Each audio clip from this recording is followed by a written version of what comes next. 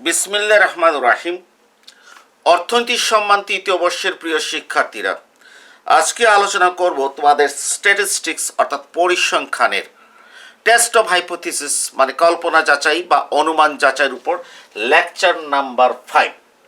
তুমি লক্ষ্য করো লেকচার নাম্বার 4-এ যে সমস্যাটা ছিল সেম সমস্যাটা কি করেছি রেখেছি। হ্যাঁ, অর্থাৎ আজকের আলোচনাটা যে প্রশ্ন এটা লেকচার নাম্বার 4-এর, ঠিক আছে। তবে যে মূল প্রশ্নটা একটু আলাদা। লেকচার নাম্বার 4-এ আমরা কল্পনা যাচাই করেছি, আর আজকের আমরা কি করব যে সমগ্র গড়ের 95% আস্থা ব্যক্তি নির্ণয় করব, অর্থাৎ কনফিডেন্স ইন্টারভ্যাল অফ পপুলেশন মিন, ঠিক আছে। 95% আস্থা ব্যক্তি আমরা নির্ণয় করব। 95% না, 99% আস্থা ব্যক্তি আমরা কি করব, বের করব, ঠিক আছে।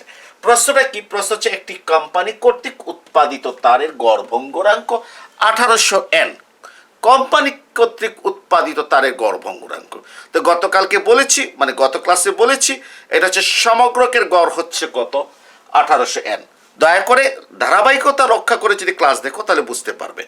আর যদি মনে করো গত ক্লাস দেখো নাই, তাহলে আজকের ক্লাস এটা কিছু বুঝবে না, কারণ আলোচনা গত ক্লাসে করেছি। পরিমিত ব্যবধান হচ্ছে 100 কি N। হ্যাঁ, কোম্পানি দাবি হলো নতুন প্রযুক্তি ব্যবহার করলে গড় ভঙ্গুরাঙ্ক বাড়তে পারে। দাবিটি যাচাই করার জন্য 50টি তারের নমুনা পরীক্ষা করে গড় ভঙ্গুরাঙ্ক 1850 N পাওয়া গেল। সমগ্র গড়ের 99% আস্থা ব্যক্তি কি করতে হবে? নির্ণয় করতে হবে। 99% আস্থা ব্যক্তি। হ্যাঁ, এখন আসো আমরা 99% আস্থা ব্যক্তি কি করছি? নির্ণয় করছি। এর আগে তোমাকে একটু লিখতে হবে, যেহেতু আমি আর লিখছি না, আমি গত ক্লাসে কি করেছি বলে দিয়েছি। তোমাকে লিখতে হবে দেয়া আছে সমগ্রকের গড় 1800 N। দেয়া আছে সমগ্রকের গড় 1800 N, সরি সমগ্রকের গড় মিউ ইকুয়াল টু কত লিখতে হবে? 1800 N। তারপর হচ্ছে সমগ্রকের পরিমিত ব্যবধান সিগমা ইকুয়াল টু 100 N লিখতে হবে। এরপরে লিখবা নমুনার আকার N ইকুয়াল টু কত? 50। কোথায় যেন এই যে, এবং নমুনার গড় x বার ইকুয়াল টু 1850 কি N। ওকে, তারপর দেখবা 4 নম্বর ক্লাসে লিখেছিলাম যে N equal to 50 greater than 30, অতএব এটা পরিমিত যাচাই হবে। এটা লেখার কোনো প্রয়োজন নাই, কারণ এটা যাচাইয়ের অঙ্ক নয়। এখানে নাস্তি কল্পনা এবং বিকল্প কল্পনা এটাও ধরার কোনো প্রয়োজন নাই, কারণ এটা কল্পনা যাচাইয়ের অঙ্ক না, এটা হচ্ছে এস্টিমেশনের অঙ্ক, ঠিক আছে।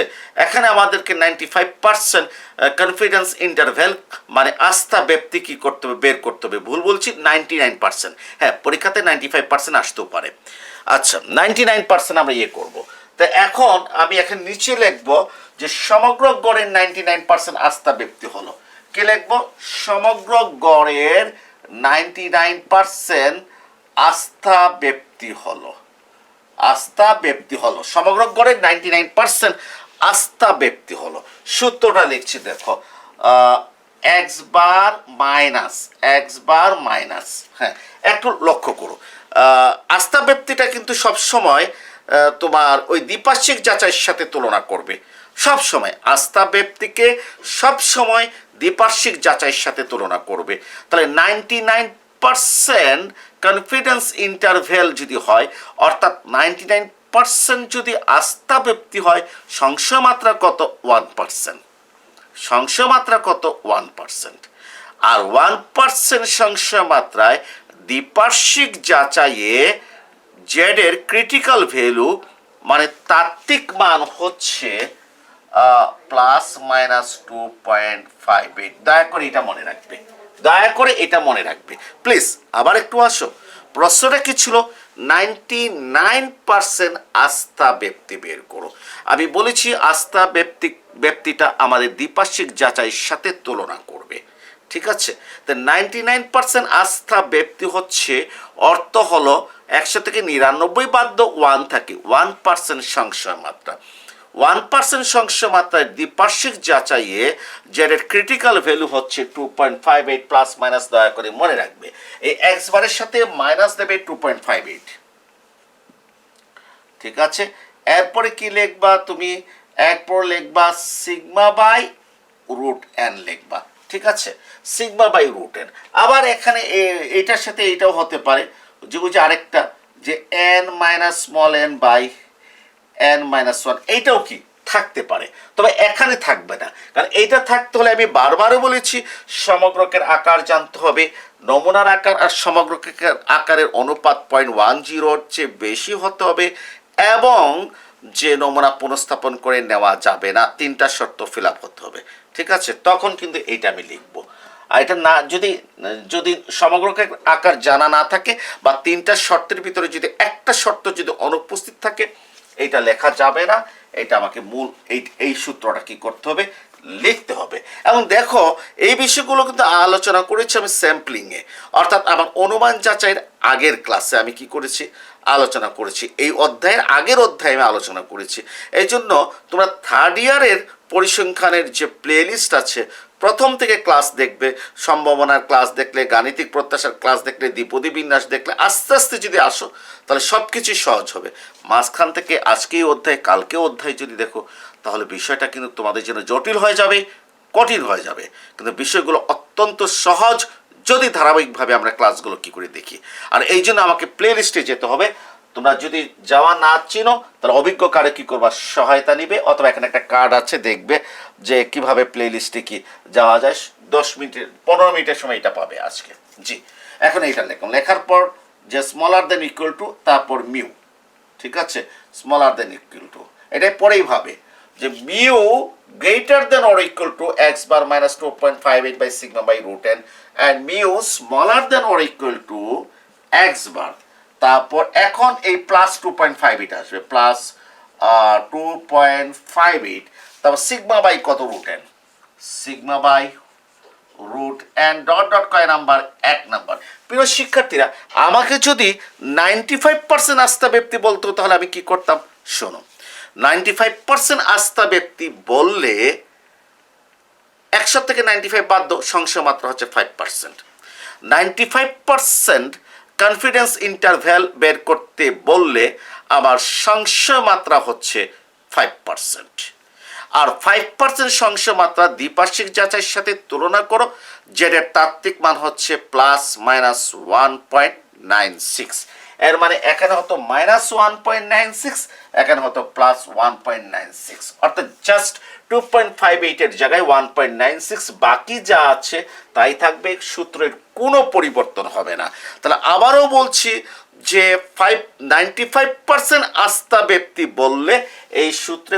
1.96 হবে আর 99% আস্থা ব্যক্তি বললে 2.58 হবে এইটা এক নাম্বার দিয়ে রেখে দিলাম অনেকে কি করে এক্স বারের মানটা এক্স বার হচ্ছে নমুনার গড়টা কত আছে 1850 এন বসিয়ে দেবে তারপর সিগমার মানটা 100 বসিয়ে দিবে রুট ওভার এন এর মানটা নমুনার আকার কোথায় আছে 50 বসিয়ে দেবে এখানেও মানগুলো বসাবে অঙ্ক করতে লেট হবে আমি এখানে স্টপ করে রেখে দিলাম তারপর কি লিখলাম এখানে 2.58 into sigma by root n ঠিক আছে 2.58 into sigma by root n হ্যাঁ সমান দিলাম 2.58 ইন্টু সিগমার মানটা কত 100 2.58 সিগমার মানটা কত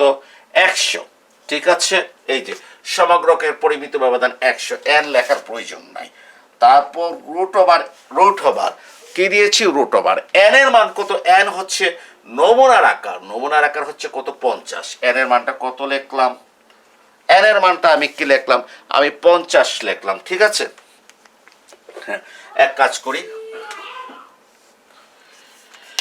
সমান দিয়ে যাই হ্যাঁ তারপর কি দিলাম সমান দিলাম ঠিক আছে সমান দিয়ে কি লিখলাম 2.58 ইন্টু উপরে কত আছে 100 রুট ওভার 50 রুট ওভার 50 এর মানটা আমরা জানি সেটা হচ্ছে 7.07, 7 কত 07, 7.07 হচ্ছে √50 এর মান, ঠিক আছে। 7.07, ওকে। এরপরের লাইনটা কত হবে 2.58, এইটা 100-কে 7.07 দ্বারা ভাগ করলে 14.14 হবে, 14.14। এখন আমরা এক কাজ করি, এখন আমরা যে 2.58 আর 14.14 যদি আমরা গুণ করি, তাহলে আমরা যে রেজাল্টটা পাচ্ছি সেটা কত, সেটা হচ্ছে 36.48। সে রেজাল্টটা হচ্ছে 36.48 সমান 36.48। তাহলে প্রথমে এইটা লিখবে সমান এইটা দেবে, নিচের সমান দিয়ে এইটা লিখবে, নিচের সমান দিয়ে এইটা লিখবে, আরও নিচের সমান দিয়ে কত লিখবে 36.48, এই দুইটা গুণ করলে। তাহলে আমি কার মান বের করে ফেলেছি লক্ষ্য করো। আমি কিন্তু এই অংশের মান আমার বের করা কি শেষ, এই অংশের মান আমার বের করাটা কি শেষ। ব্যাস, এখন আমি লিখব উপরোক্ত মান এবং এক্স বারের মান 1 নংয়ে বসিয়ে, উপরোক্ত মান মানে 36.48 এবং এক্স বারের মান 1 নংয়ে বসিয়ে পাওয়া যায়। এখন আমি এটা মুছে ফেলছি। কোথায় বসিয়ে পাওয়া যায়? 1 নংয়ে বসিয়ে পাওয়া যায়, 1 নংয়ে বসিয়ে পাওয়া যায়, ঠিক আছে। উপরোক্ত মান এবং এক্স বারের মান 1 নংয়ে বসিয়ে পাওয়া যায়। এক্স বার হচ্ছে নমুনার গড়, আমরা ভালো করে জানি নমুনার গড় হচ্ছে 1850 বিয়োগ এইটার মান আমি বের করে ফেলেছি এবং সেটা কত বের করেছি 36.48 বের করেছি।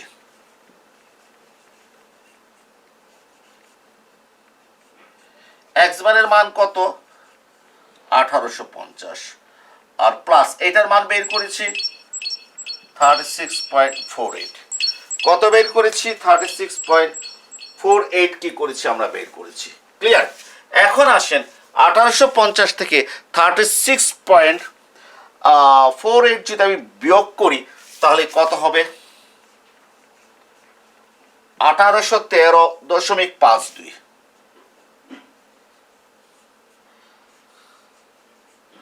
আমি এটা থেকে যদি এটা বিয়োগ করি তাহলে 1813.52, আর এটার সাথে এটা যদি যোগ করি 1886.48 আনসার। এটা হচ্ছে আমার কি সমগ্রকের গড়ের 99% কি আস্থা ব্যক্তি। আমাকে যদি 95% বলতো, এখানে 1.96 দিয়ে দিলে আমি 95% আস্থা ব্যক্তি বের করতে পারতাম। প্লিজ প্রিয় শিক্ষার্থীরা, আমাকে বলেছে 99% আস্থা ব্যক্তি বের করে সমগ্র গড়ের, আমি 99% আস্থা ব্যক্তি কি করেছি বের করেছি, আমি আনসার কি করেছি দিয়ে দিয়েছি। যদি প্রশ্ন আরেকটু বাড়াতো, যদি আমাকে বলতো যে সমগ্র গড়ের 99% আস্থা ব্যক্তি বের করো এবং কোম্পানির দাবিটা সমর্থন করা যায় কিনা ব্যাখ্যা করো, এবং কোম্পানির দাবিটা সমর্থন করা যায় কিনা ব্যাখ্যা করো। যদি জাস্ট 99% আস্থা ব্যক্তি বের করো, আনসার কমপ্লিট। এই যে এইটা, অর্থাৎ সমগ্র গড় সংক্ষেপে বলছি 1813 হতে 1886 মধ্যে কি থাকবে, এই রেঞ্জের ভিতরে থাকবে। এটা হচ্ছে আমাদের কনফিডেন্স ইন্টারভ্যাল, এই রেঞ্জের ভিতরে থাকবে। এটা আমরা 95% আমরা আস্থাশীল যে এখানে কি থাকতে পারে। ক্লিয়ার? ওকে। অর্থাৎ 100টা যদি নমুনা নেব তাহলে 95টা নমুনার গড় এটার ভিতরে থাকবে ওই সমগ্র ক্ষতে। ক্লিয়ার? এখন আসো, আমাকে যদি প্রশ্ন করে যে আস্থা ব্যক্তির মাধ্যমে কোম্পানির দাবিটা সমর্থন করা যায় কিনা, আসেন কোম্পানির দাবিটা কি।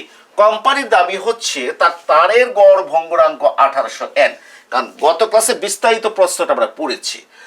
আর কোম্পানির দাবি হলো নতুন প্রযুক্তি ব্যবহার করলে গড় ভঙ্গুরাঙ্ক বাড়তে পারে।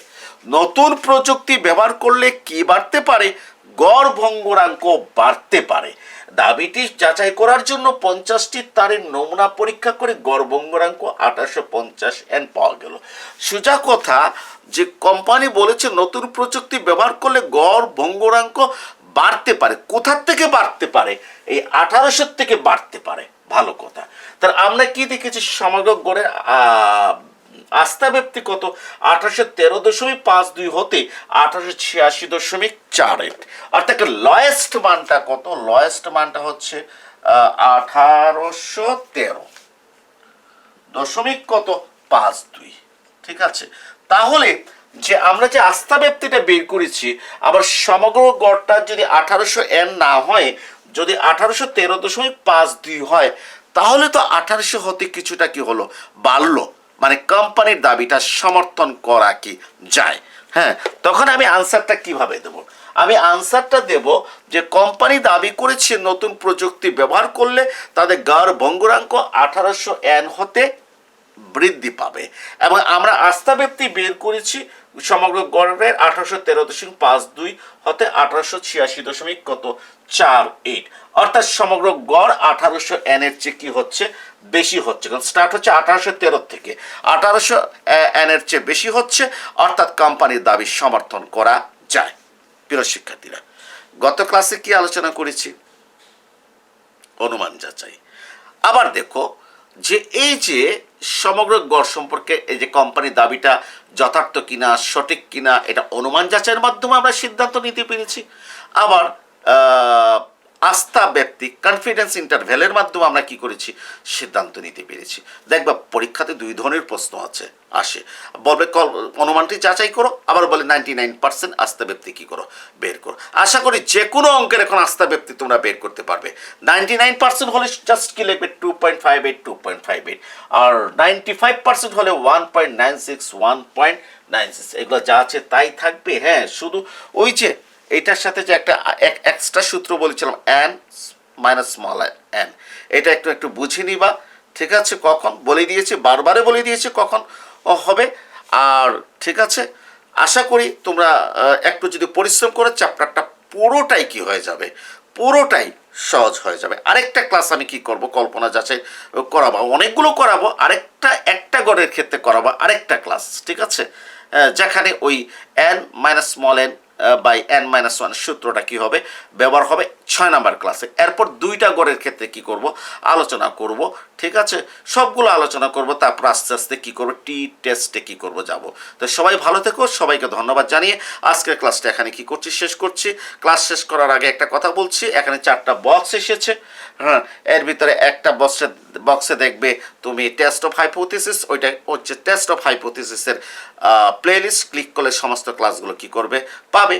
আর একটা হচ্ছে পরিসংখ্যানের প্লেলিস্ট, ওইটা তোমাদের জন্য বেশি দরকারি। ওইটা ক্লিক করলে দেখবা পরিসংখ্যানের প্রথম হতে একটা শেষ পর্যন্ত ক্লাসগুলো কি আছে, সাজিয়ে দিয়ে আছে সিলেবাস অনুযায়ী। ঠিক আছে, আর একটা হচ্ছে আন্তর্জাতিক অর্থনীতি, ওইটা ক্লিক করলে তোমাদের 3য় বর্ষের আন্তর্জাতিক অর্থনীতির ক্লাসগুলো কি করবে, পেয়ে যাবে। ঠিক আছে, ম্যাক্রো ইকোনমিক্সেরও ক্লাস আছে, একটু প্লেলিস্ট সাজিয়ে কি করবো দিয়ে দেবো। সবাইকে ধন্যবাদ।